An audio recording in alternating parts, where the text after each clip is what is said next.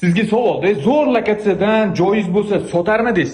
Bu akamiz ham sotmayman, o'zim ishlatardim deyaptilar, lekin pul garit majbur bo'lganlar uchun sotayotganlar. Qarang. Mana bu asosiy kirish eshigi bo'ladi. Bu sotilayotgan joyimiz nijolor. Kirib kelishingiz bilan shunaqa keng yo'li va bitta hol. Xohlasangiz xona qilib foydalansangiz ham bo'ladi. Bu yoq tomonda birinchi xonasi rakvinalar o'rnatib qo'yilgan. Bu yerni ikkiga bo'lsangiz bo'ladi. Bu joyimiz nijolor, birinchi etajda joylashgan. Lokatsiyasini video oxirida aytaman, kuzatib turing. Xo'p, bu yoq tomonda bitta xonamiz joylashgan. Radiator hamda konditsionerlar o'rnatib qo'yilgan. Bu yoqda bo'lsa yana bitta kirish asosiy eshigimiz, hojatxona rakvinalari qilingan va bu yoq tomonda kichikroq xonasi bor. Buni kladovka qilib foydalansangiz ham bo'ladi. Bu birinchi qavati 50 kvadrat, o'zini yana podvoli ham bor. 60 kvadrat, hozir uni ham ko'rsatib beraman. Mana bu yoqdan sekin kirib beramiz. Podvoli kirishimiz bilan mana shunaqa remontlari svejiy hali, kelib bemalol nijolo qilib foydalansangiz ham bo'ladi. Bu yoq tomonda bitta xonasi va yana bitta ikkinchi xonasi bo'ladi.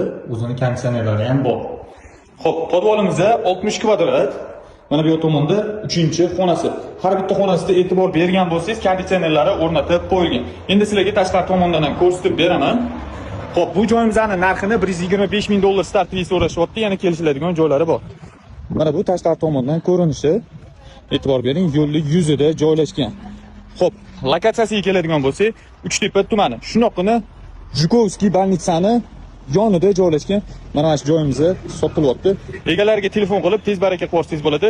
Bunaqa joylar uzoqqa bormaydi. Sizda zo'r variant.